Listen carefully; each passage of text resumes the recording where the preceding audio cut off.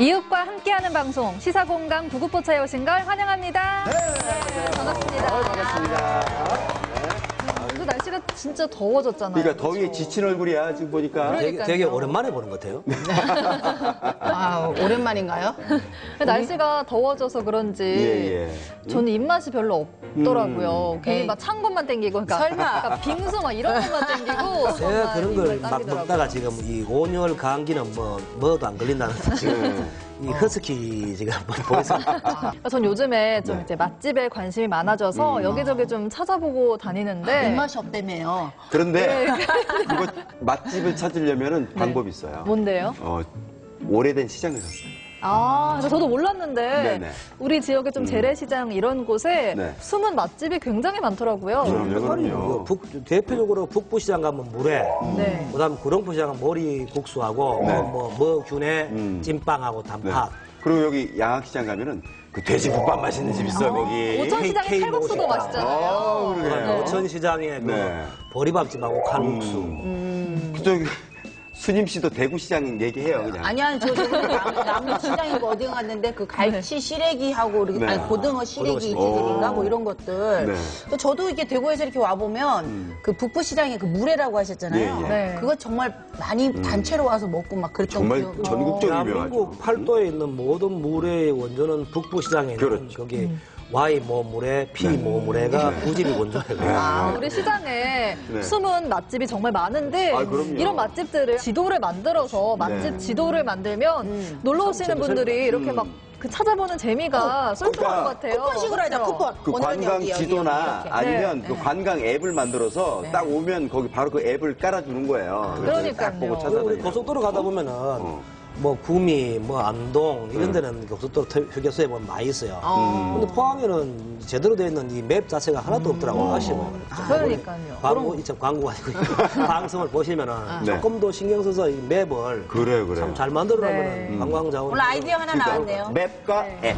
네, 괜찮네요. 네, 이런 맵과 앱이 없어서 그런 걸까요? 우리 지역의 영세한 전통시장이 이 대형마트와 인터넷 시장에 밀려서 상인들의 한숨이 날로 깊어지고 있다고 합니다. 네. 그래서 오늘은 이 쇠퇴해가는 전통시장을 명품시장으로 어떻게 만들면 좋을지 한번 이야기 나눠보려고 합니다. 먼저 초대 손님 두 분 모실게요. 두 분 어서 오세요. 어서 오세요.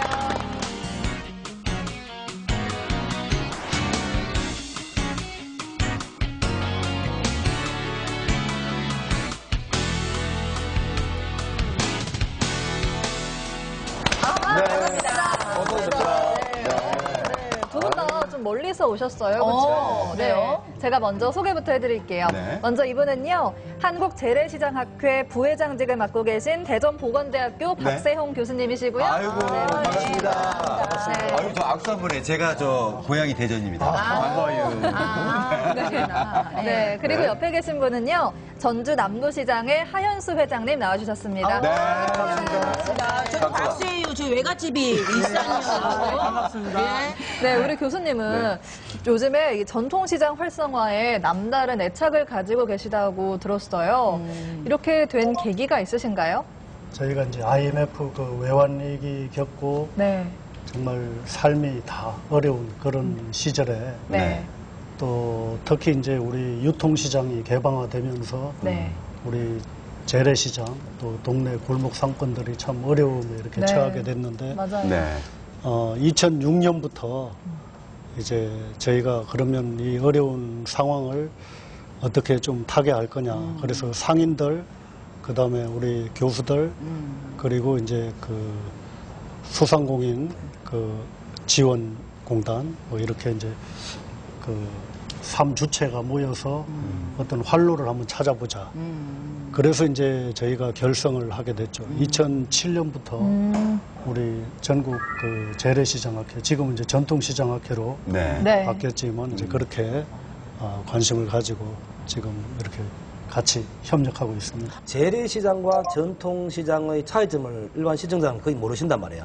같은 거 아닌가 생각하는데 다른가요, 그게? 시장 그 촉진을 위해서 정부에서 이제 지원을 하면서 시장들을 이제 등록시장, 뭐 인정시장, 비인가시장 이런 식으로 이제 분류를 하고 그래서 이제 등록시장 중에 이제 인정시장이라는 그 자격 조건을 갖춰가지고 거기를 이제 집중 지원하기 위해서 그러니까 선택과 집중이죠. 그렇게 이제 했다가 2013년에 이제 2년 전에 이제 그 법을 바꾸면서 네.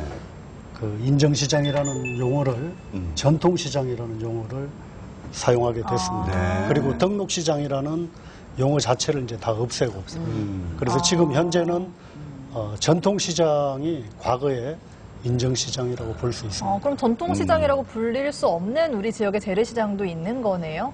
그렇다고 봐야죠. 그렇죠. 네. 네. 그리고 이 전주 남부시장은 지금이 옛날에 그 60, 70년대, 네. 7, 80년대 그 호황을 누렸을 때보다 지금 더 인기가 많다고 하는데 오늘 그 비결을 저희한테 전수하러 아유. 이 자리에 오셨는데 예. 오늘 기대해도 될까요?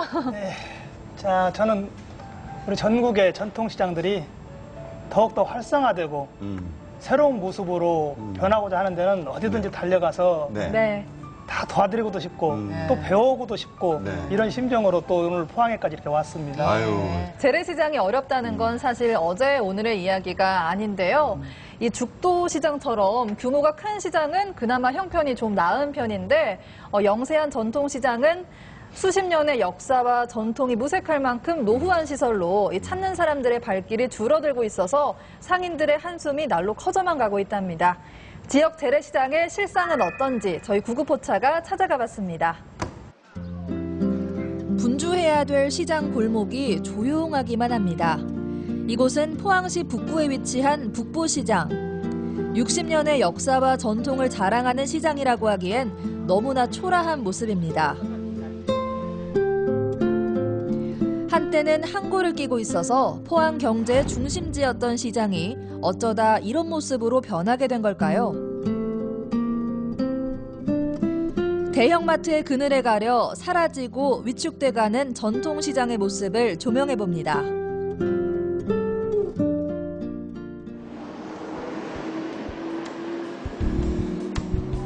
포항시 남구에 위치한 남부시장입니다. 한때는 북부시장과 함께 지역 전통시장의 양대 산맥이라 불릴 정도로 호황을 누렸습니다. 하지만 이제는 예전의 모습을 찾아볼 수가 없습니다. 야, 처지 차이입니다. 10년 전에 하고 이거 생긴 것부터 하나도 안 돼. 안 생길 때는 이 돈도는 뭐 얼마도 팔리는데 매출 반에 반도 차이 안 나지. 한 10년 전에는 진짜 시장이 잘 됐죠, 그때는. 지금 아예 뭐 장사 아예 안 되는 분인데요. 안 돼요, 지금 장사. 시장 인근에는 주거 지역이 형성돼 있어서 지금도 유동 인구는 적지 않습니다. 그러나 가까운 곳에 크고 작은 현대식 마트가 들어서면서 젊은 고객층의 발길이 눈에 띄게 줄었습니다. 시장 주변에 있는 식당이나 상점들도 형편은 비슷합니다. 실제 이 동네가 옛날에는 진짜 이거 연령층대가 젊은 층, 노년층 다 살다가 요즘은 거의 다 주택가가 되니까 거의 노령 인구뿐이 없어요. 젊은 층은 다 이사가고 없으니까 잠깐 매출도 줄고. 물론 대형마트도 시장에 타격을, 전통시장 타격을 상당히 많이 주는데 이 주위에 몇 년 전부터 갑자기 200~300평 되는 중소마트가 상당히 많이 생겼어요. 지금 한 4군데 더 생겼을 거예요. 그래서 거기서 이 매출되는 게 상당히 많은 것 같아요. 그 시장에도 타격도 많고. 유동인구가 어느 정도 있는 남부시장에 비하면 북부시장의 상황은 열악하기 짝이 없습니다. 40년 넘게 과일 가게를 운영해온 양창수 할아버지는 북부시장의 터줏대감입니다. 품질 좋은 과일을 낙찰받기 위해 수십 년째 하루가 멀다 하고 부산의 도매시장을 다니고 있습니다. 사람들의 발길이 뜸해져서 매출이 많이 줄긴 했지만 품질 좋은 과일을 판매한다는 자부심 하나로 북부시장을 지키고 있습니다. 3분의 1 정도밖에 안 돼요, 지금은. 옛날에 비하면. 요즘 장사가 어떠냐면 내가 하루 팔 수 있는 매상이 통틀어가지고 최하가 10만 원 못 살 때가 있고. 젊은 세대가, 친세대가 많아야 우리 가게가 장사가 시장이 형성이 잘 됐는데 젊은 세대가 다 떠나고 없습니다. 한창 바빠야 할 시간에도 어시장 내부에는 손님이 없어 한산한 모습입니다. 그래서인지 곳곳에 빈 점포가 많습니다. 옛날에는 이제 시장이 뭐 어느 정도 상인들도 또 좀 많았고, 그러고 여기 이제 주택가들이 많이 있으니까 인구도 좀 많았고 이럴 때는 뭐 시장이 활성화가 많이 됐죠. 근데 지금은 그 반 정도. 시장 전체가 생기를 잃으면서 북부시장의 주력 상품인 물회 매출도 타격을 입었습니다. 지역의 관광 명소인 영일대 해수욕장과도 거리가 가까운 북부시장. KTX 개통이 매출에 영향을 미쳤을까요? 손님들도 뭐 그렇게 많이 오는 편은 아니고 죽도시장에 많이 가니까. 시에서 자꾸 죽도는 이제 전통시장으로 이래 홍보를 많이 하잖아요. 근데 북부시장은 아는 사람이 별로 없어요. 지역의 대표적인 명물인 물회라는 상품을 가지고서도 북부시장의 초라한 모습은 예나 지금이나 별로 달라진 것이 없습니다. 그렇다면 북부시장의 가장 큰 문제점은 무엇일까요? 상인의 등록이 안 되다 보니까 다른 시장이요, 뭐 큰동이 시장이나 나도 회장을 맡고 여기 그 중앙상가에 상인대학이나 큰동이 시장에 상인대학이나 다 참석을 해가 가가 보니까 막히 열성 있게 잘하고 있는데 우리도 그래 한번 해보려고 하니까 첫째 상인회가 안 되고 또 다른 데 문제로 아케이드를 하려 해도 상인회가 돼야 뭐 시 지원도 받고 도 지원도 받고 하는데 노령층 상인이 많고 의욕을 가진 상인들이 적어서 공식적인 상인회를 구성해 등록하지 못했습니다. 그 때문에 지자체는 물론이고 중앙정부의 지원도 전혀 받지 못하고 있습니다. 우선 그 전통시장으로 등록하려면 몇 가지 그 조건이 있어야 됩니다. 우선 그 상인회가 조직이 돼야 됩니다. 그리고 시장 면적이 1000평방미터, 점포 수가 50개 이상 돼야 되고, 이제 토지 및 그 건물 소유자의 동의, 과반수의 동의 절차를 거쳐야가 시장 등록이 가능합니다. 그러나 그 현재 북부시장은 장옥 형태로 된 그 시장만 지금 등록되어 있습니다. 그 면적이 한 502.7평방미터, 점포 수는 한 40개. 그리고 또 상인회가 조직 안 되다 보니까 전통시장 등록에 어려움이 있습니다. 주차난도 문제입니다. 그동안 인근 교회 주차장을 이용했지만 지난해 교회가 이전되면서 부지가 대부분 매각돼 20여 대의 노면 공공주차장이 전부입니다. 그 때문에 시장을 이용하려면 어쩔 수 없이 불법 주차를 해야 하는 상황입니다. 그런데 날로 쇠퇴해가던 북부시장에 최근 들어서 작은 희망의 씨앗이 싹트고 있습니다. 한 사회단체가 북부시장을 살리는 데 동참하겠다면서 손을 내민 겁니다. 시장 등록이 되고 상인회가 구성되도록 돕는 것이 이제 저희 역할이라고 봅니다. 우선 그걸 먼저 하고 시장 등록이 되고 나면은 저희가 북부시장 사람들과 몇 번의 교육을 거쳐갖고 아마 내년부터 해갖고 정부에서는 골목형 시장이라든지 그다음에 관광형 시장이라든지 이런 정부 사업들이 있습니다. 이런 것들을 저희가 받아들일 수 있도록, 그리고 이거는 시장 상인회가 주체가 돼서 사업이 펼쳐집니다. 저희가 옆에서 돕는 역할을 그렇게 할 수 있을 것 같습니다. 이런 변화의 움직임에 다시 한번 희망을 가져보지만 아직도 지역 곳곳에 있는 대부분의 전통시장은 대형마트와 힘겨운 싸움을 이어가고 있습니다.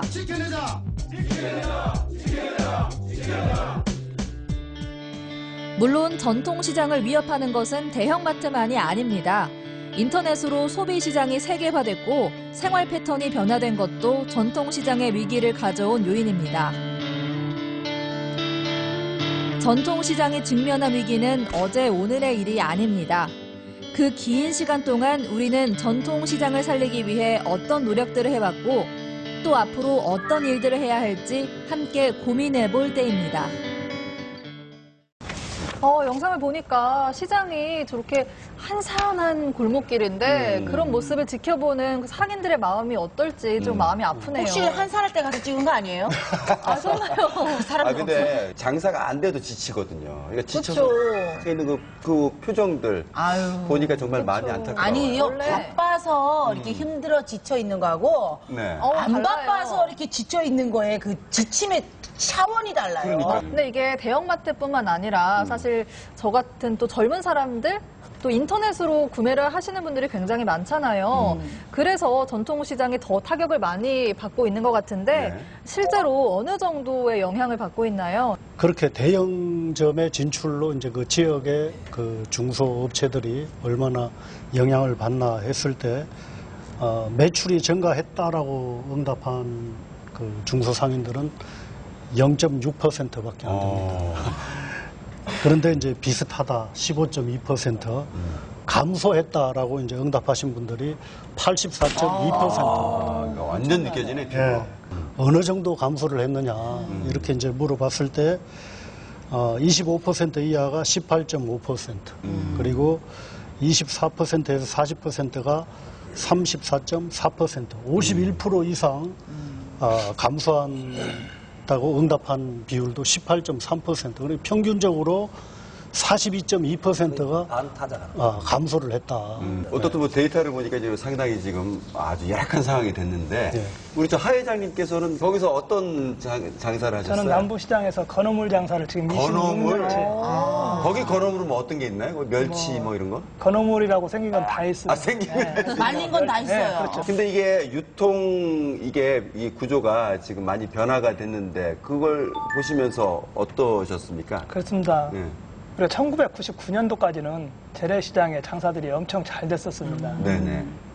근데 2001년도부터 대형마트 백화점 생기면서 심한 타격을 받고 있습니다. 네.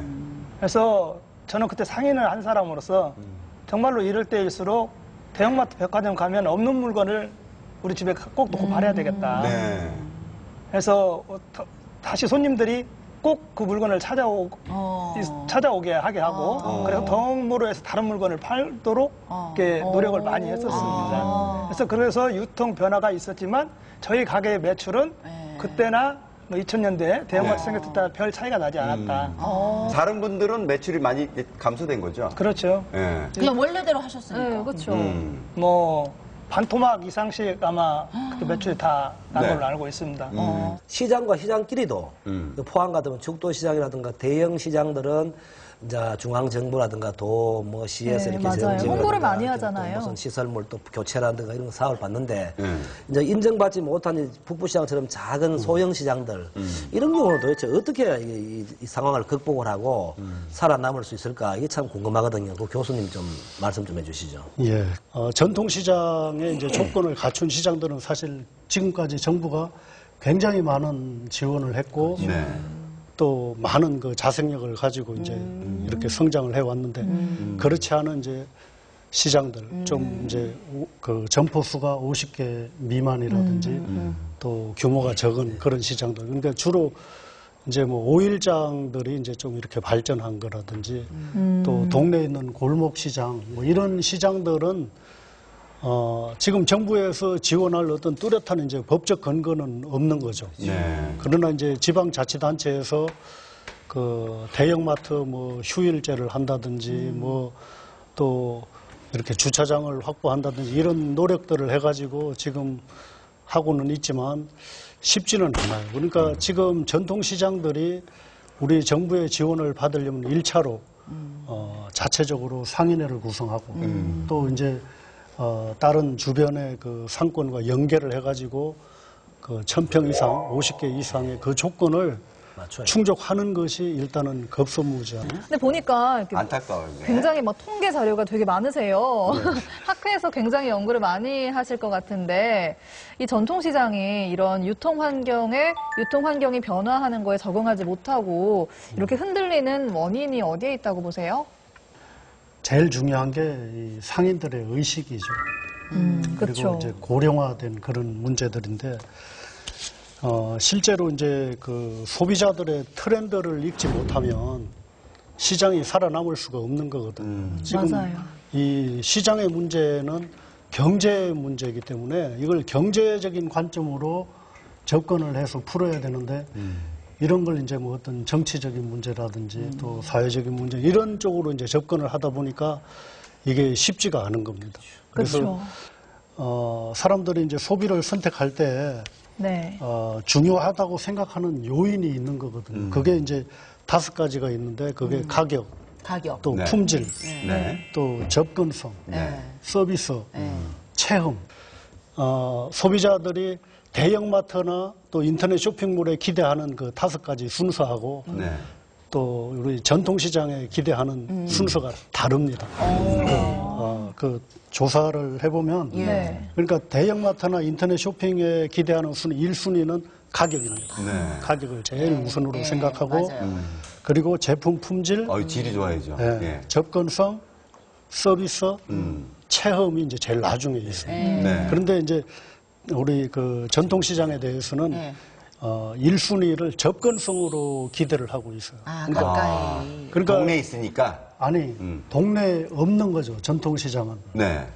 동네에 재래시장이 좀 접근성이 수월하다면 가겠다라는 걸 해석해야 되는 거예요. 그런데 접근성이 지금 재래시장의 제일 큰 문제거든요. 그렇죠. 주차도 불편하고. 그렇죠. 두 번째가 이제 제품에 대한 문제, 제품의 품질이죠. 안 좋대요? 그거에 대해서 사실 그렇게 좋은 기억들이 없는 거죠. 그다음에 이제 가격. 뭐 이런 거. 그리고 이제 실제로 그 최근 3개월 동안에 이제 소비자들이 그 유통 채널을 그 이용한 경험을 보면은 우리 재래시장 같은 경우는 49.3%. 그런데 대형 할인마트 같은 96%. 또 인터넷 쇼핑몰은 76.4%. 백화점 41.6% 이렇게 이제 이용한 경험이 있거든요. 그리고 우리 전통시장에서 취급하는 품목 자체가 1차 산업에 관련된 그 농산물, 축산물, 수산물, 식품 가공된 그런 그 2차 산업. 뭐 이 정도고 이제 그리고 이제 일부 식당 뭐 이렇게 이제 품목이 그렇게 다양하지가 않은 거죠, 사실은. 저는 이제 시장하니까 주식시장이 생각나요. 그 주식시장 이 변화에 대처를 못해가지고 제가 도를 다 까먹었거든요. 근데 이게 시장도 그런 것 같아요, 전통시장도. 그 어떤 변화에 능동적으로 대처를 해야 되는데 그게 안 되니까 결국은 고객들로부터 이제 외면을 받는 거 아니겠습니까? 그쵸, 우리 저 맞아요. 하 회장님은 아주 그 능동적으로 대처를 잘 하셨다고 하는데도 아마 좀 어려운 점들이 있었을 거예요. 어떤 점들이 있었나요? 네. 상인회장을 맡아서 상인회 활동을 하면서 보니까 회원들의 너무나 안이한 생각들, 정말로 깨지 않은 생각들 이런 게 좀 어려웠습니다. 지금 유통 변화에 따라서 대형마트, 백화점은 얼마나 오너 한 분이 지시적으로 하기 때문에 잘 돌아가고 있습니까?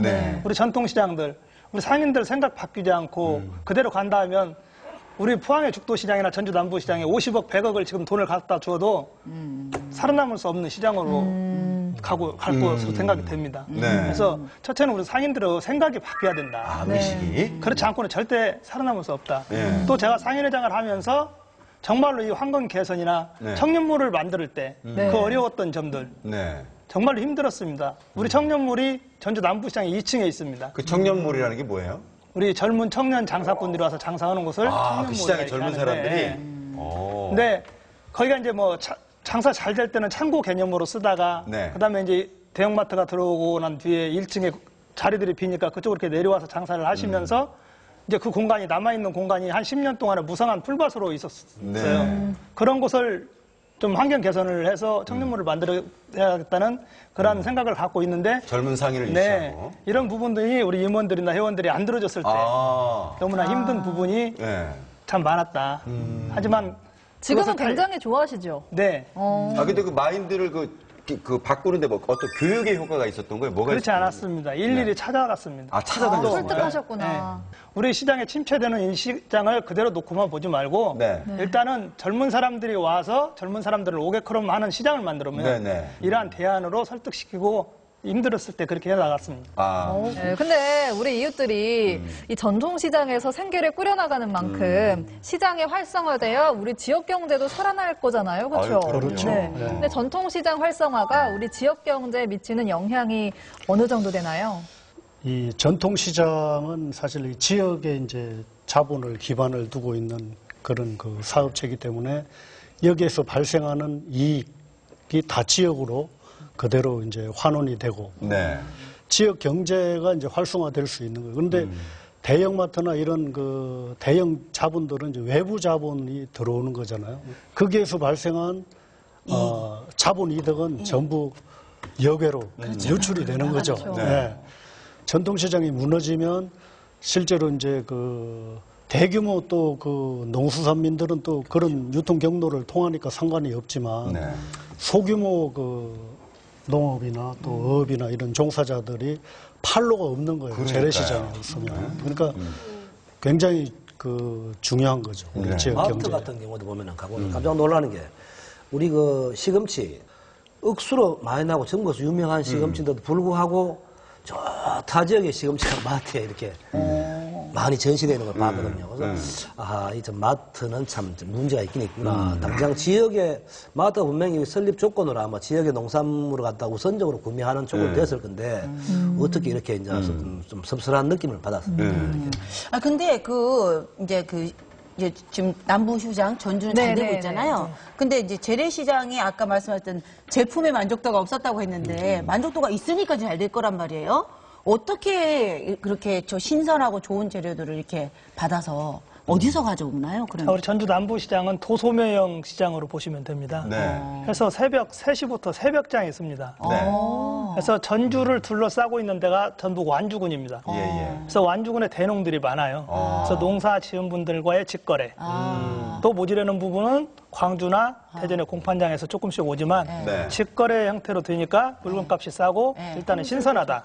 거기에서 아마 선호감을 좀 많이 받았을 거라 생각이 됩니다. 그리고 그야말로 이제 로컬 푸드. 네. 그건 이제 회장님 좀 궁금한 게 있는데요. 건어물 하시잖아요. 네. 우리 지역에 이제 과메기 같은 것도 겨울에 파시나요?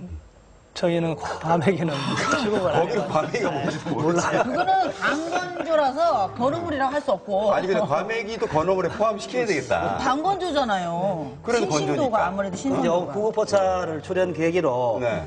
이제 사진 하나 딱 이렇게 담으셔갖고 포항 포항에서 과메기도. 공수한 유일의 호남지방 유일의 네. 과메기 도매상 이렇게. 네. 그거는 뭐 우리 저기 회장님의 그 마인드에 적합하지가 않네. 왜냐면 본인은 본인 지역에서 나는 걸로 하는 그 시장이라는 얘기잖아요. 그렇죠? 네, 그렇습니다. 예. 그래서 교류도 해야지. 교류도 해야지. 축배시장 같은 이 서대라고 하는 고기가 없어요. 예. 전남 호남지방 가면 또 서대라고 하는 이상한 그 가자미 비슷한 약간 납작거리 반다리 비슷하게 생긴 이 서대라고 하는 고기가 있어요. 맞아요. 그죠? 이제 그런 것들하고 우리하고 또 이렇게 또 물물 교환도 되고. 지역 시장 살리려고 그러는데 지금 벌써 그 단계는 조금 앞서가는 것 같고. 네. 근데 저도 정말, 아니, 이 얘기하니까 갑자기 생각나는데, 네. 아니, 포항 여기 죽도시장 가서 이 서대 있잖아요. 저희 네. 아버지가 좀 좋아하시거든요. 그래서 저는 당연히 어시장이니까 다 파는 줄 알고 보내드리려고 서대에 할 때, 서대가 뭐냐면서 이상한 그런 물고기 없다고 막 그랬던 기억이 갑자기 났네요. 네. 아유, 네, 아무튼 뭐 지금 이제 그 시장들의 아까 그 교수님이 얘기하셨던 순서 그거 듣고 제가 조금 가슴이 아팠던 게 뭐냐면 악순환에 계속 반복인 거예요. 그러니까 이거 식당이 바글바글한 데는 기다려서도 먹는 거는 사람이 많기 때문에 재료가 계속 선순환된다고 생각해서 신선한 재료를 쓸 거라고 맞아요. 생각하거든. 근데 왜 별로 없는 집은 저 분명히 한 며칠 동안 묵어놓고 뭐 이런 재료로 쓸 거야라는 맞아요. 생각이 드는 것처럼 이런 어떤 재래시장들이 손님이 없으면 없을수록 안 갈 수밖에 없는 선입견이 생기는 거예요. 그래서 이제 우리 수님신 말대로 이렇게 재래시장이 점점점 어려워지고 어떤 경제적 기반이 붕괴가 되면은 과연 어떤 현상이 생길 수 있을까요? 교수님 좀 전문가 입장에서 좀 말씀해 주시죠. 아까도 그 말씀을 드렸지만 우리 지금 인구에 이제 비례하고 이 시장의 그 규모라든지 이런 게 이제 교역 크기와 이제 비례를 하는 거잖아요. 그러니까 대형마트에서 교역되는 그 물량의 크기만큼은 어딘가에서 빠져야 되는 거거든요. 네. 그러니까 그게 어디서 빠질 거냐? 결국엔 재래시장에서 빠지는 거거든요. 네. 그래서 실제로 그러니까 그 재래시장 상인들에게 일차적으로 직접적인 손실이 오는 거고 우리 재래시장에 지금 참여하고 있는 우리 인구가 지금 전국적으로 보면은 그 시장 수의 그 1,500개 중에 약 그 30만 명 정도 이렇게 이제 종사를 하고 있는데 그들에 대한 이제 경제 기반이 사실 이제 붕괴되는 거죠. 그렇게 붕괴가 되고 그러다 보면 결국엔 이제 그게 이제 공적 그 부담으로 오게 되는 겁니다. 30만 명이라고 하셨어요? 예. 장사하시는 분들이? 상인분들이. 그렇죠. 상인분들이? 상인분들이. 그러면은 실업자가 그만큼 생겨버리는 거죠? 그렇죠, 그렇죠. 예. 엄청난 타격이네요. 그렇죠. 그래서 이제 그런 문제들도 이제 있고 또 그렇게 되면 이제 그런 것들이 이제 공적 부담으로 이제 오게 되니까 그렇죠. 결국에는 이제 우리 국민들의 세금이 네.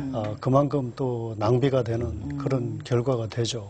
이 전통시장이 정말 오랜 세월만큼이나 많은 변화를 겪으면서 정말 발전과 쇠퇴를 거듭하고 있는데요. 근데 이제 분명한 건 전통시장의 위기가 곧 우리 지역 또 내 가족의 위기로 이어질 수 있다는 겁니다. 그렇다면 이렇게 경쟁력을 상실한 전통시장을 앞으로 이렇게 사랑받는 공간으로 만들려면 어떤 노력이 필요한지 먼저 화면 보고 이야기 계속 나눠보겠습니다. 전통시장 활성화는 지역 경제와 서민 경제를 살려내기 위해서 반드시 이뤄내야 될 과제입니다. 그렇다면 도대체 어떻게 해야 전통시장이 활력을 되찾을 수 있을까요? 우리는 그 해답을 찾기 위해서 한우로 특성화를 시켜서 경쟁력을 확보한 울산 수암시장과 청년 상인과 고객의 유입을 시도하고 있는 전주 남부시장을 찾아가 봤습니다.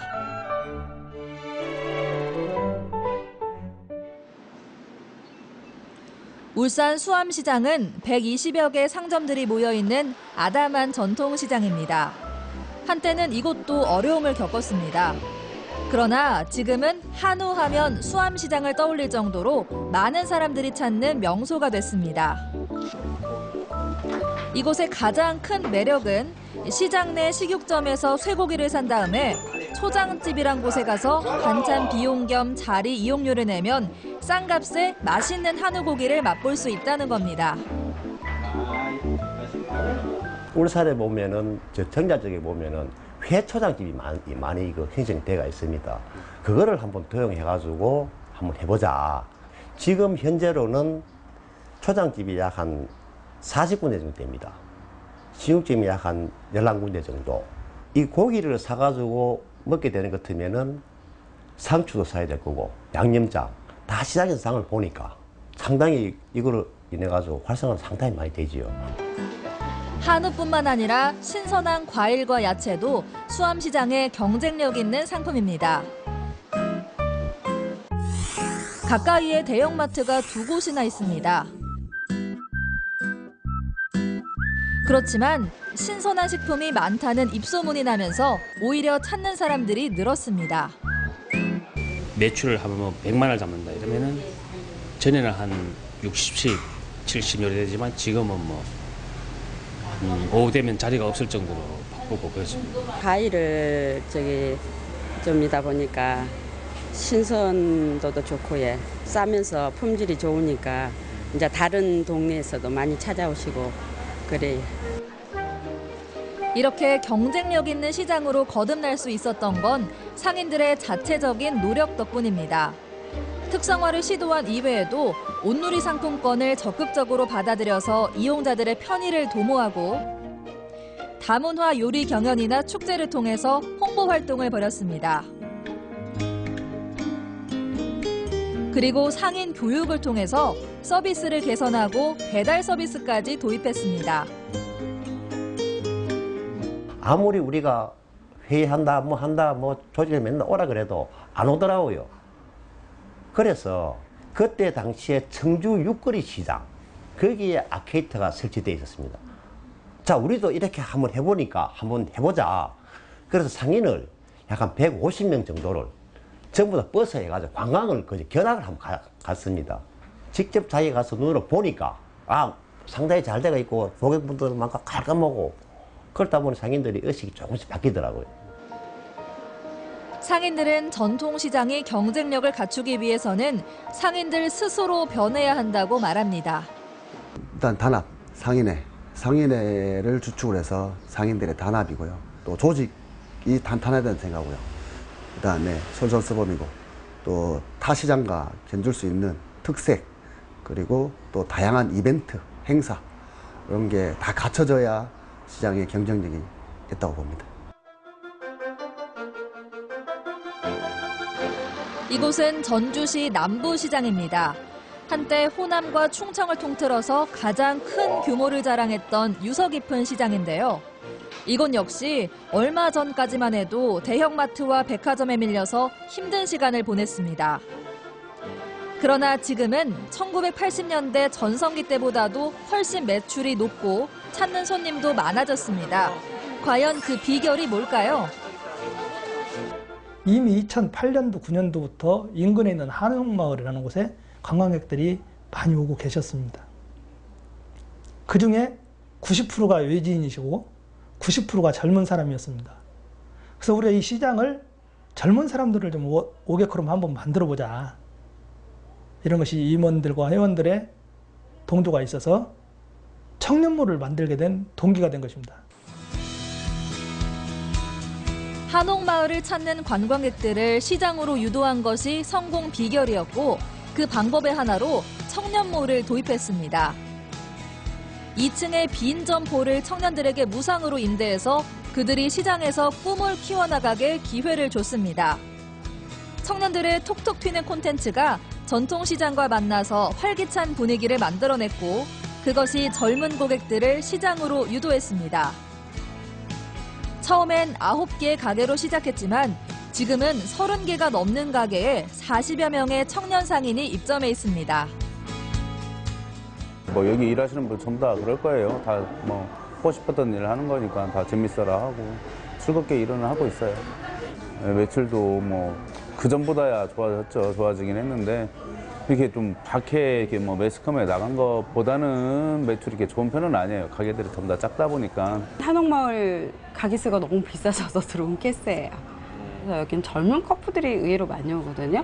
그러다 보니까 젊은 전후 같은 경우는 공예 파트인데도 전통이잖아요. 그러니까 이제 약간 현대하고 좀 이렇게 섞어놓긴 했는데 매출은 뭐 다른 관광지보다는 낫다고 봐야죠.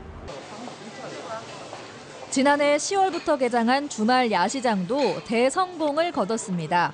문을 여는 오후 6시부터 자정까지 5,000명에서부터 많게는 12,000명이나 되는 관광객들이 전국 각지에서 몰려와 시장에 새로운 활력을 불어넣어주고 있습니다. 한옥마을에 저희 남부시장과 거리가 200m가 안 됩니다.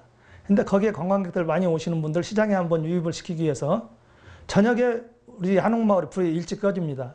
그래서 그러한 공간을 시장 쪽으로 유입을 한번 했으면 좋겠다 하는 그러한 생각하에 야시장을 우리가 공모 사업에 뛰어들게 된 동기가 되겠습니다. 네, 성과는 결과부터 말씀드리면 아주 잘 되고 있다. 많은 벤치마킹 또 견학들 오시는 팀들이 늘어나고 있는 그러한 지금 현실입니다. 몇 년 전까지만 해도 쇠퇴해 가던 시장을 다시 살려낸 데는 상인회를 이끄는 하연수 회장의 리더십도 한몫했습니다. 그의 집념과 강한 추진력이 없었다면 전주 남부시장의 변화는 힘들었을 겁니다.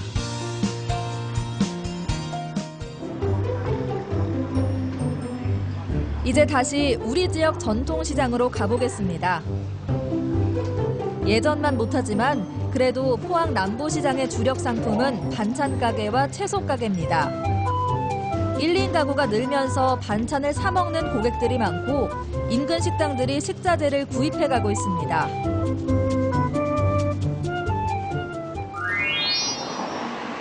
이번엔 포항 북부시장으로 가보겠습니다.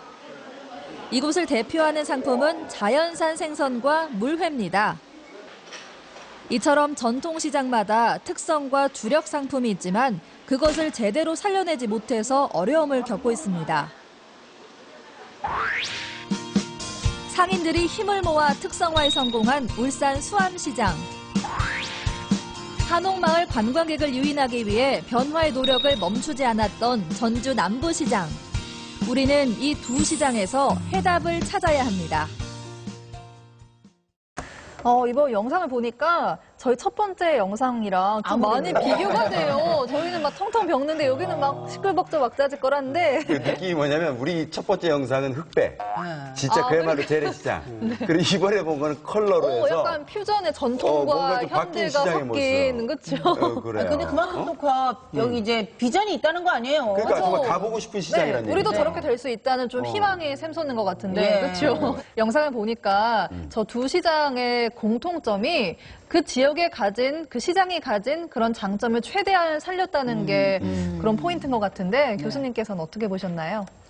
지금 시장에 이제 그 상인들의 마인드도 중요하지만 그 입지 조건도 굉장히 또 우리가 빼놓을 수 없는 그런 조건 중에 하나입니다. 입지 조건. 그 아까 그 수암시장 같은 경우 보면은 이제 한우를 특화를 했잖아요. 그러니까 그 지역에 그 한우 이제 그 축산 농가들이 밀집되어 있으니까 그걸 이용하고 또 이제 벤치마킹하러 이제 그 청주의 육거리 시장을 또 갔잖아요. 그러니까 그 육거리 시장도 처음부터 그렇게 잘 된 게 아니거든요. 거기도 상인들이 모여서 혁신에 대한 어떤 그 개념을 가지고 이제 한 거고 지금도 육거리 시장은 계속 변하고 있어요. 그 옛날에 그 개념이 아니고 지금은 초등학생들을 체험을 합니다. 그 시장에.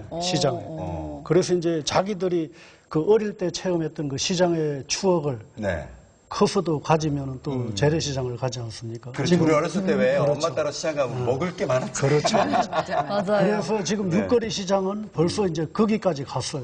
지금 또 그 아까 수암시장에서 이제 보셨지만 고기 파는 집은 고기만 팔고 양념 파는 집은 양념만 팔고 그걸 사다가 전문화시킨 거예요. 그게 중요한 거예요. 왜냐하면 자기가 고기도 팔고 양념도 팔 수 있죠. 그러나 시장 전체를 살리기 위해서는 우리 가게에서는 단품만 취급하는 거예요. 더 전문적으로 보이죠. 그렇죠. 그 전주 남부시장, 그게 한옥마을은 제가 5월에 갔다 왔는데 거기 이렇게 보니까 그 한옥마을 자체가 저는 한옥만 있는 줄 알았어요. 근데 가보니까 그 안에 전부 장사를 해요. 뭐 커피숍도 있고 음식점, 뭐 특산품 파는 곳도 있고 공간이 굉장히 넓은데 그 옆에 시장이 있다고 그랬지 않습니까?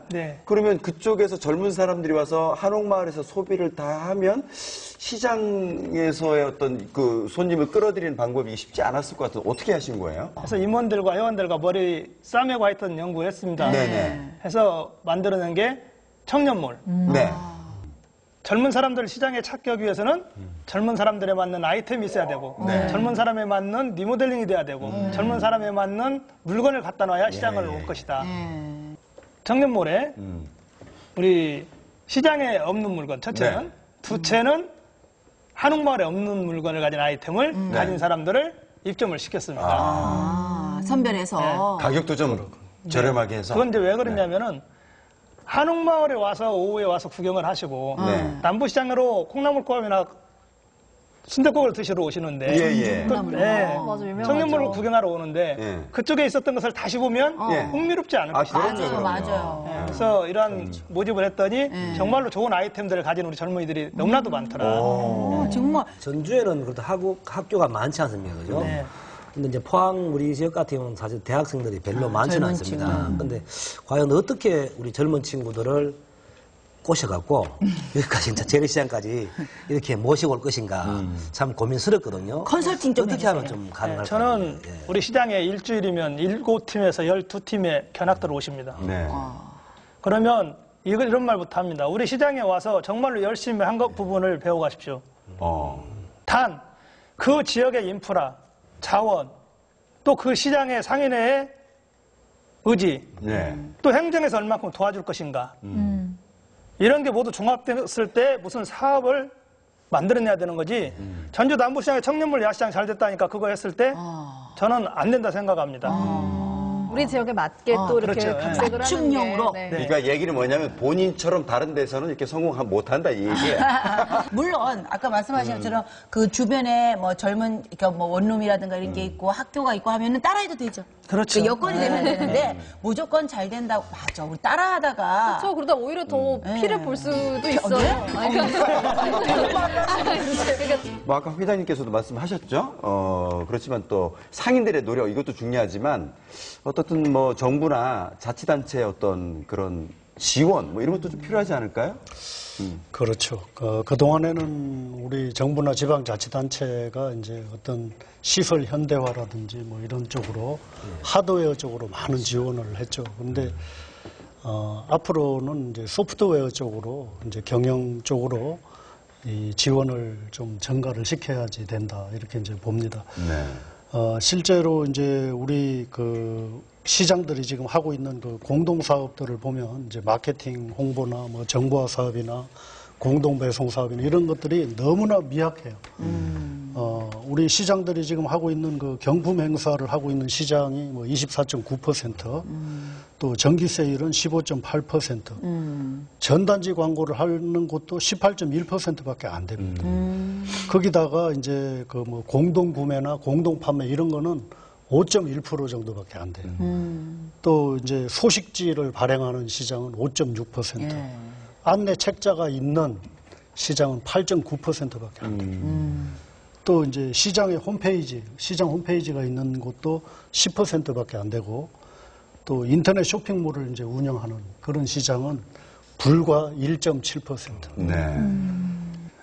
정부에서 이제 또 지방자치단체에서 앞으로 이제 전통시장을 지원할 때 그런 그 어떤 뭐 아케이트하고 뭐 주차장 해주고 이런 것도 물론 중요하지만 그거보다 더 중요한 것이 이제 그 상인들 교육을 비롯한 이런 그 소프트웨어적인 측면을 더 많은 지원을 이제 이쪽으로 해야 될 거라고 보고 그래서 이제 잘 되는 그 전통시장은 더 잘 될 수 있게 하고 또 안 되는 전통시장들은 과감하게 이제 구조개혁. 왜냐하면 시장의 대부분의 그 토지 소유주가 정부나 지방자치단체입니다. 그러니까 이제 문제는 그 건물에 대한 이제 소유권이 현재 상인들에게 있는 거기 때문에 거기에 대한 뭐 충분한 보상을 해주든지 아니면 이주를 해서 어떤 대체상가를 주든지 뭐 이렇게 해서 그 과감하게 그거를 현대화하든지 아니면은 뭐 이전하든지 이게 되지 않으면 계속해서 이 문제가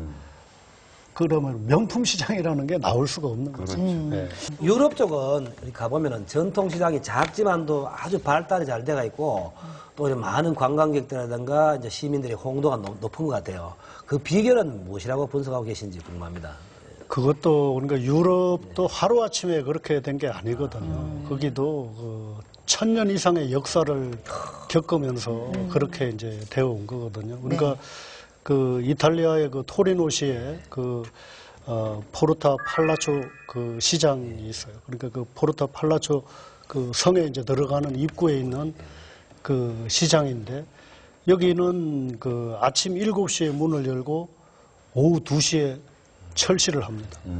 그리고 철시를 하면 이제 그 시에서 나와가지고 청소를 싹 하면은 그야말로 시장의 흔적이 없어지는 거죠. 그래서 이제 일반 시민들이나 관광객들이 휴식을 취하고 그런 그 공간으로 이제 바뀌게 됩니다. 근데 그 시장도 1500년의 역사를 가지고 있어요. 그렇게 오랜 세월을 거쳐서 그야말로 문화 연계형 이제 전통 시장이죠. 그런 식으로 이제 되는 거고 또 이제 그 일본 같은 경우도 그 도쿄에 있는 그 하라야미 시장, 그 하라야미 시장은 거기는 이제 쿠폰을 이제 발행하는 거예요. 시장 상인들의 자율적인 그 운동으로 이제 일어나게 됐는데 이 시장도 역시 굉장히 어려웠어요. 어떻게 하면 사람들을 오게 할까? 이제 일본 사람들의 그 심리를 맞춘 거죠. 일본 사람들은 이런 어떤 쿠폰 이런 걸 이제 굉장히 좋아하니까 쿠폰 한 장당 이제 2엔짜리 쿠폰을 상인들이 350장을 사는데 그걸 500엔에 사는 거예요. 상인들은. 그러면 그 이제 쿠폰을 그 고객들에게 이제 그 100엔당 하나씩을 주는 거예요. 그러면 이제 고객들은 그걸 가지고 모아가지고 시장에서 물건도 살 수 있고 심지어 그걸로 저금도 할 수 있어요. 은행에. 뭐 연극도 볼 수 있고 극장도 갈 수 있고 다 그 지역에서는 다 그 현금처럼 쿠폰이 쓸 수 있는 현금처럼 거네요. 통용이 되는 거예요. 그거네요. 우리 왜 이렇게 누적하는 거 뭐죠? 많잖아요. 포인트 포인트 그런 점수 식으로. 같은 거네. 그러니까 가상화폐 같은 전통시장. 거죠. 두 분에게 이제 같이 좀 질문을 드려야 될 것 같은데 우리 전통시장이 이제 바뀌려면 어떤 노력을 해야 되느냐라는 이제 부분이거든요. 예. 우리 상인들의 생각이 먼저 바뀌어야 된다고 생각합니다. 네. 상인들의 생각 바뀌지 않고서는 절대 시장 살아남을 수 없습니다. 네. 그러고 난 뒤에 우리 상인회에서 다시 찾아올 수 있는 그런 편익 사업을 해주셔야 됩니다. 네. 상인에서 이익 사업하면 절대 안 된다고 저는 생각을 합니다. 저는 앞으로도 그렇게 할 것이고. 네.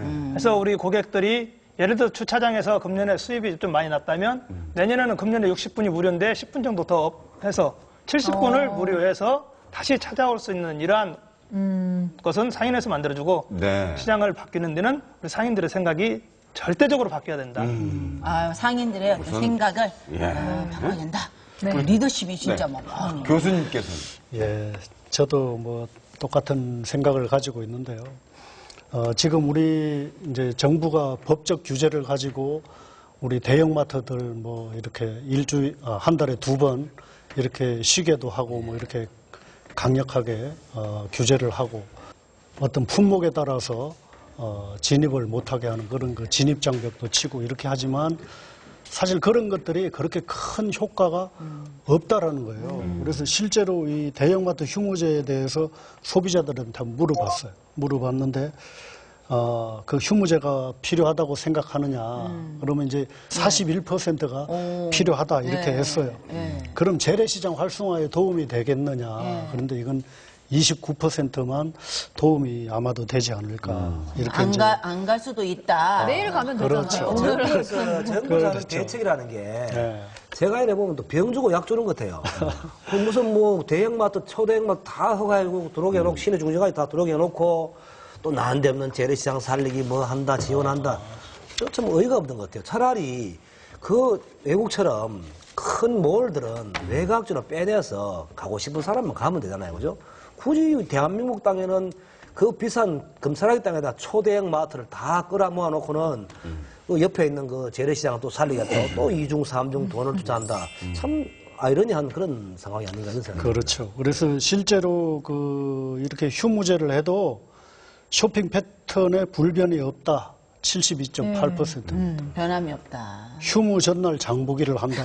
네, 맞아요. 39.6%. 네, 맞아요. 휴무 전날 가면 가격이 더 싸거든요. 네. 그것 때문에 재래시장을 이용한다는 응답률은 11.8%밖에 안 돼요. 장희아 씨 때문에 전통시장에 도움이 안 되네. 그러니까 그런 그 규제나 뭐 이런 걸 가지고 되는 건 아니죠. 자, 자구책을 마련하는 일도 중요하지만도 정부 차원에서 이제 골목 상권을 지키는 것도 굉장히 중요하다고 봅니다. 과연 어떤 점들이 가장 시급하게 개선이 돼야 될 것인가 두 분 한 말씀 한번 들어보시죠. 예, 그렇습니다. 전통시장 특별법이라는 게 있는데 거기에 적용되는 게 있고 적용 안 되는 게 있습니다. 사실 지금 전통시장에 보면 무허가 건물이 참 많습니다. 왜냐? 조금 다른 데고 이런 부분들이 전부 무허가입니다. 근데 이게 지역에서 안 되고 국회 특별법으로 가능한 부분입니다. 음식점이나 인허가 사항을 받은 그러한 장사를 하러 재래시장, 전통시장에 오고 싶어 하시는 분들이 무허가 건물이 있으면 나중에 인허가가 안 되니까 가득이도 안 되죠. 세무신고도 안 되죠. 이렇다 보니까 서로 들으려고 안 된다는 거. 자, 전통시장에 무허가 건물이 있는데 왜 아케이트에서 시설 현대화 때는 왜 했는가? 그때 차라리 막았어야 되거든요. 그러면 이건 무허가 시장이니까. 근데 그런 게 안 된다. 물론 행정에 충분히 이해를 합니다. 왜? 우리나라에 전체적으로 보면 뭐 달동네라든지 이런 데도 무허가 건물이 많이 있지만 전통시장만 왜 특별법을 적용하느냐. 이런 말도 있겠지만 그러면 전통시장 특별법을 왜 만들어놨냐. 우리 상인회 쪽에서는 그렇게 말씀드릴 수 있겠죠. 그래서 이런 부분이 좀 정리가 어느 정도 되어야 되가 그래도 전통시장을 살릴 수 있는 그런 더 계기가 될 것이다. 체계를 좀 잡을 필요가 있다. 그렇습니다. 재래시장 쪽에 보면 제일 무서운 게 화재입니다. 화재. 소방도로는 나름대로 몇십 년 동안 이렇게 해서 뭐 이렇게 드러내고 길을 납니다. 근데 더 무서운 건 뭐냐면 전선입니다. 전선.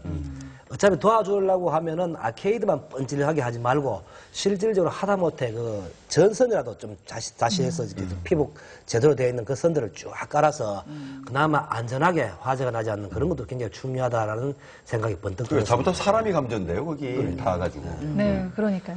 저는 사실 시장 하면 좀 멀게 느껴졌던 게 사실이거든요. 제가 뭐 혼자 살기도 해서 그렇게 뭐 마트에 가면은 하나하나씩 또 이렇게 편하게 파니까요. 근데 오늘 얘기를 나눠보니까 좀 많이 애용해야겠다 이런 생각도 들고 또 한편으로는 좀 더 친숙하게 느껴지기도 하고 그런 좋은 계기가 된 것 같은데 오늘 마무리는 전통시장은 땡땡이다 이렇게 본인 나름의 정의를 내리는 시간으로 마무리하겠습니다. 네. 어떤 것부터? 네, 교수님. 전통시장도 대물림 될 수 있다. 네. 그러니까 전승에 가자. 네. 그래요. 박영수 씨, 네. 전통시장은? 전통시장은 트랜스포머다. 그러니까 변신 로봇인데 바뀌어야죠. 변화를 해야 되는데 우리 박 교수님 봐요. 처음에 말을 너무 느리게 해가지고 어떻게 방송할까 했는데 나중에 말을 좀 빠르게 해서 살아남으셨잖아요. 그러니까 전통시장도 살아남아야 된다. 전통시장은 모든 사람들의 마음의 고향이다. 다 추억이 있습니다. 예.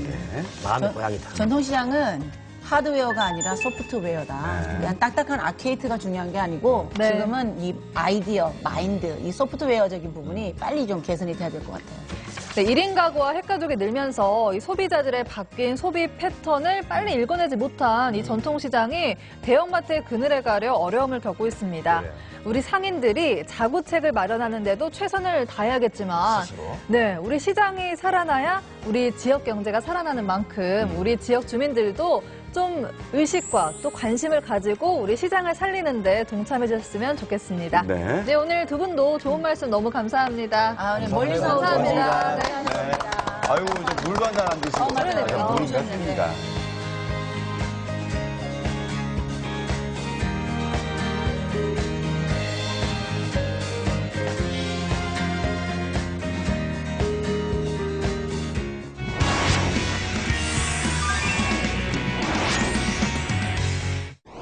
네, 이번에는 시청자 여러분이 주인공이 되는 시간이죠. 모두가 참여할 수 있는 구구택시입니다.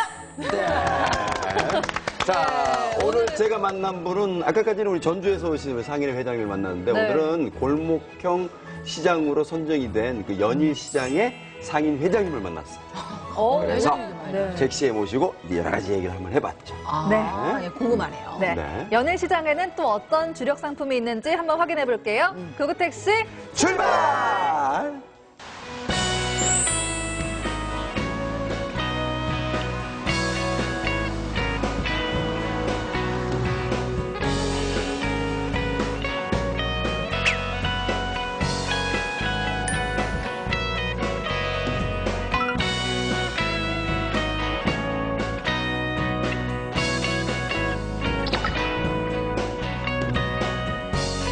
아유, 반갑습니다. 지금 현재 포항 연일시장 상인 회장님이시죠? 예. 일단 지금 연일시장에서 어떤 장사를 하세요? 아, 제가요? 네. 예. 뭐 조그마한 가게 하고 있습니다. 구멍가게입니까? 가게는 아니고요. 몇 년 하셨어요? 장사? 한 20년 더 됩니다. 20년? 장사가 현재 잘 되고 있습니까? 대한민국 자체가 전부 다 뭐 여러분 경기, 불경기 속에 특히 포항에는 네. 철강 경기가 너무 위축이 돼서. 그 하루하루가 고통스럽게 우리 연일시장 같은 경우에는 상인들이 아무리 열심히 살아도요. 네. 이게 참 발전이 없고 그래야 됩니다. 예. 죽도시장은 큰 시장 쪽으로 편중이 돼 있다 보니까. 네. 뭐 연일은 특히 포항 이성도시다 보니까 이성도시가 아닌 생활권이다 보니까. 네. 그 포항 시내 큰 도시 쪽으로 많이 이제 뭐 오센터 특히 또 대형 마트 이런 데 많이 이용하는데 우리 시장은 전부 다 이웃 시장에 오는 고객을 이웃 사촌을 네. 생각하고 그렇게 이제 그러니까 동네 분들이 이제 이용하시는 거죠. 이게 오면서 보니까 뭐 10년 전이나 뭐 지금이나 변화된 모습이 없어요. 그러니까 이제 개발이 이루어지지 않았다는 거죠, 시장이. 우리도 이제 골목형 그 시장이 육성사업에 우리 연일이 지정이 돼갖고 앞으로는 조금 더 활성화를 시키고 또 우리 상인 회원님들이 사업하는데 조금 발전되기 위해 갖고 우리 집행부에서는 최대한 노력을 다하고 있습니다. 그렇군요. 그 공단과 연계돼서 이렇게 인구가 좀 많이 사는 그런 곳이었잖아요. 예. 그 지금은 많이 어렵습니까, 그렇게? 주위에 그 SSM 그 슈퍼마켓 이런 그 마트들이 몇 네. 군데 생기다 보니까 네네. 그 전통시장 오는 그 손님들이 그 고객들이 네. 그런 쪽으로 많이 그 손님들이 소비자들이 그걸로 다 가니까 편리함 때문에 가는데 네. 동네 분들은 그래도 배신하지는 않죠? 안 해야 되는데 그래도 네. 많습니다. 우리 동네 분들만 네. 이용해 반만 이용해 주셔도 네. 그 생활하는데 그렇게 어려움이 없는데 예. 거의 한 7, 80%가 대형마트 쪽으로 줄어드니까 대형마트도 대형마트지만서도 우리 그 상가 그 연일 전통시장 주위에 네. SSM이 슈퍼마켓이 대형 슈퍼마켓이 있기 때문에 네네. 그쪽으로 많이 이용하기 때문에 또 영세함을 어쩔 수 없는 그런 데는 배달을 다 해주잖아요. 네네. 물건을 적게 사더라도 배달을 해주는데 우리 아직도 그 정도의 여건이 안 갖춰졌고 네. 뭐 다른 큰 시장에는 문화관광형이라든가 이런 시장이라든가 아니면 뭐 긱서비스 다 해주고 하는데 큰 시장은 우리 아직도 규모 면에서 적다 보니까 그런 시설이 아직도 안 갖춰졌습니다. 앞으로는 그런 시스템을 갖추기 위해 갖고 우리 상인들이 뭐 단합해 갖고 네. 작년 그작년 2014년도에는 상인대학 교육도 받고 여러 네. 가지도 하고 자구책을 노력하고 있습니다. 아, 옛날에 연일시장을 예, 부조장터. 부조장터라고 했습니까? 예, 조선시대 후기부터 있었는데 그때는 전국의 3대 시장 중에 하나인 부조시장이었습니다. 예, 예. 그래요? 경주하고 포항하고 경계선이 있는 그 도시 지명이 부조입니다. 그 옛날에 그 명성은 참 대단했네. 그 연일시장 그에서 가장 인기 있는 그 품목은 뭡니까? 부추입니다. 부추, 시금치가 연일에서는 전국이 최고 우수합니다. 예. 무농약으로 그 재배를 해갖고 가락시장에 가면은 최우수 등급을 받습니다. 네. 그게 이제 연일시장으로 이제 가장 많이 이렇게 들어오네요. 지금은 전부 다 서울 가락시장으로 도매시장으로 다 넘어갑니다. 아, 이제 바로 시프하는군요. 넘어가서 그 가락시장에서 다시 또 포항으로 또 오는 그런. 네? 우리 지역에서도 뭐 로컬푸드라든가 아니면 뭐 주말 장터를 이용해갖고 네네. 직접 그 우리 지역이 나는 채소를, 신선 채소를 우리 포항 시민들한테 그 쉽게 공급하고 또 소비자들이 와갖고 사갈 수 있는 그런 걸 지금 구상하고 있는 네. 중입니다. 우리 회장님께서는 이 전통시장이 살아나려면 뭐가 가장 필요한 것 같습니까? 첫째는 그 우리 상인들이 네. 부조가 바뀌어야 됩니다. 대형마트는 수박을 갖고 4등분, 5등분 해갖고 1,000원씩 하고 2,000원씩 하는데 우리도 요즘에 1인 가구가 많으니까. 그러니까 한 덩어리를 해갖고 다 소비를 못하면 다 버리는 그런 낭비적인 그런 그 음식도 있습니다. 그럴 바에 수박 같은 큰 음식도 반을 넣어가 냉장고에 네. 보관해갖고 위생적으로 팔 수 있는 그런 시스템도 있어야 되고 우리 네. 상인들도 조금 더 대형마트처럼 친절하게 하고 또 잘못되면 환원도 해주고 그 환불도 해주고 해야 되는데 네. 뭐 그런 우리 상인 의식이 조금 그런 것도 많이 바뀌어야 되지 않나 싶습니다. 우리 연일시장도 좀 약간 좀 현대, 좀 쇼핑하기 편하도록 그런 시설을 좀 갖춰야 되는 거 아닌가요? 예, 맞습니다. 예. 그런데 너무 포항에는 죽도시장 위주로, 큰 시장 위주로 네. 그 예산이 편중되어 갖고 그걸로 집중적으로 가다 보니까 변방에 있는 적은 시장이지만서도 예산을 약간 쓸 내가 생각해 갖고 같이 상승의 길을 발전할 수 있는 그런 그걸 시정책이라든가 뭐 네. 정부에도 해줘야 되는데 정부 관리 차원에서도 조금 잘못되지 않나 그런 생각도 하고 있습니다. 약간 좀 이제 차별 받는 네, 그런 느낌이 또 들죠. 근데 뭐 어떻든 이번에 정부에서 지원하는 그 특성화 시장 거기 선정이 됐습니다. 골목형 육성 사업이 돼갖고 네. 특징적인 그 상품이나 음식을 개발해갖고 네. 그 핵점포를 만들어갖고 그 시장을 조금 더 홍보하고 장사하는데 발전될 수 있게끔 시행했는 게 원래 그 골목형 육성 사업이 처음 그 시행되었습니다. 그런데 네. 웬일이 이번에 선정이 되었습니다. 그러면은 뭐 어떤 혜택이 있습니까? 5억 2천이라는 예산이 이제 지금은 그 늘어와 있습니다. 아, 정부에서? 예.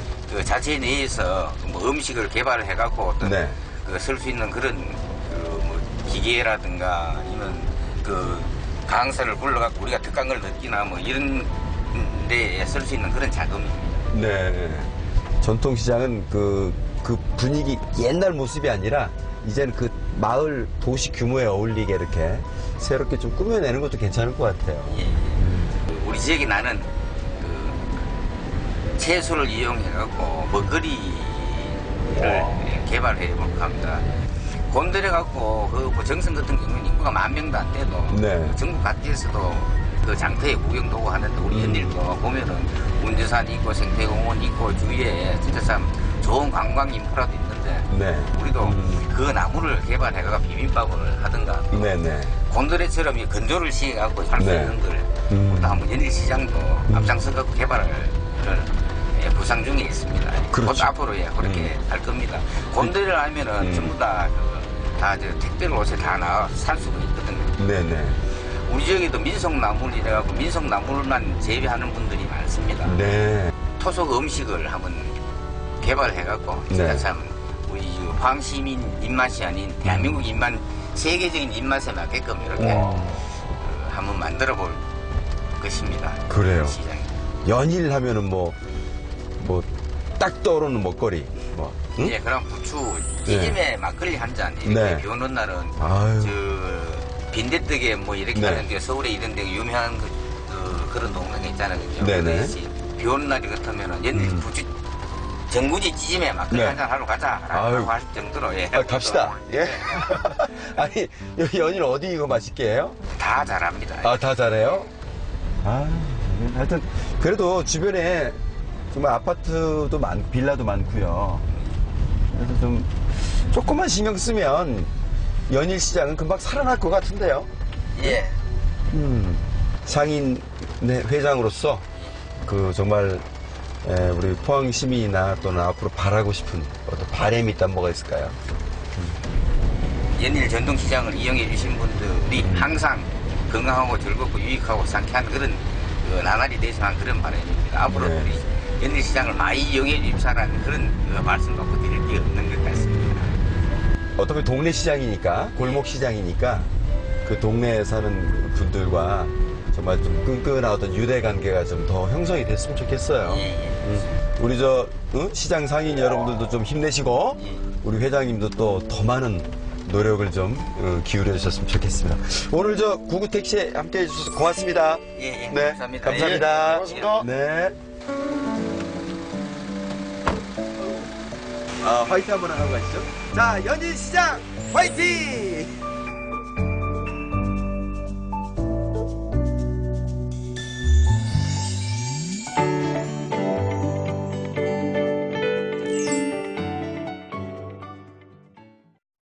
이 부추하고 시금치 자랑을 네. 어쩜 저렇게 많이 하시는지 아이고. 저 부추전 먹으러 꼭 가봐야 될 것 같아요. 그러게 말이에요. 그날 또 부추가 아니고 정구지라고 안 그래요? 정구지 이런 그게 게 이제 사투리예요. 사투리고요. 그죠? 네. 아, 그래서 제가 네. 저기 서울 사람이잖아요. 네. 그래서 제가 이거 왔을 때, 대구 왔을 때, 저 부추 이렇게 얘기하니까, 부추가 잘 모르세요? 뭐 정구지라고 얘기를 하더라고요. 정거지든 부추든 그게 뭐냐? 바로 최강의 건강식이죠. 건강식이고 아, 특히 정말요? 이제 나이가 들면서 이빨이 흔들거리고 하체가 시원찮고 오줌이 잘 안 나고 이런 나이가 양허증, 양기가 떨어지는 정상입니다. 그럴 때 가장 좋은 식품이 바로 정구지. 부추죠. 많이 드셔. 그날 또 촬영할 때 비가 왔으니까 정말 그 부추전에 막걸리 한 잔이 딱 생각나는 거예요. 맛있겠다. 그걸 같이 탔으면 같이 한 잔 했을 텐데. 모든 찌짐에는 밀가루를 많이 넣으면 맛이 없어요. 그래요? 떡에 대한. 기름을 많이 넣어야 맛있잖아요. 정구지는 잔파든 넣고 막걸리는 조금만 최소한으로 접착제. 막걸리가 밀가루. 지금 막걸리 고프신 것 같아요. 네. 어떻든 우리 또 연일 상인회 회장님도 어떤 상인들의 의식 변화를 이야기를 했거든요. 네. 어떤 이번에 골목 상권 시장으로 선정이 됐으니까 정말 어떤 제2의 어떤 도약을 하는 네, 기대가 그런 되네요. 연일 시장이 됐으면 좋겠습니다. 왜 요즘에 전만 파는 가게가 있듯이 네. 연일시장 그러면 모든 전을 다 먹을 수 그게 있는. 연일에 가면은 전 끝내주고 잘 나오는 집이 있어요. 그러니까 제 말은 그걸 특화시켜서 모든 가게가 이제 전하면 연일시장. 네, 이렇게 되게끔 그러니까 비가 오면 생각나는 그 사람이 아니라 네. 비가 오면 생각나는 그 시장. 네. 연일시장. 자, 그러면 오늘 끝나고 절을 펴시다. 갈까요? 아, 그러게요. 네. 네. 99% 서민의 목소리를 대변하는 시사공감 구구포차. 오늘 좀 어떠셨나요? 공감을 하셨나요? 시장 가고 싶어졌어요. 그렇죠. 네, 저희는 앞으로도 더 가깝고 진솔한 공감을 만들기 위해서 최선의 노력을 다하겠습니다. 남은 주말 편하게 보내시고요. 네. 저희는 오늘 여기서 인사드릴게요. 여러분 고맙습니다. 고맙습니다. 네, 아유 수고하셨어요. 한잔 먹자. 수고하셨습니다.